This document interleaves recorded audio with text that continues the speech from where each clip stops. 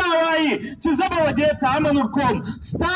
دا وایي چې زه به ودې ته روډ ورکوم زه به ودې ته بجلي ورکوم ای ظالمه ای جاجه کم شی دې ماته راکړي دي پر دنیا یو شی دې نه دي راکړي الله و ماته کوم روزګار راکړي دي دا لسمه یولسمه میاشته ده دا ظالمانو زموږ څخه اخیستي دي بیا هم زه په جیل کې ناست یم بیا هم زه ویشتل کېږم بیا هم زه ټپي کېږم بیا هم زه شهیدېږم موږ یوارې نه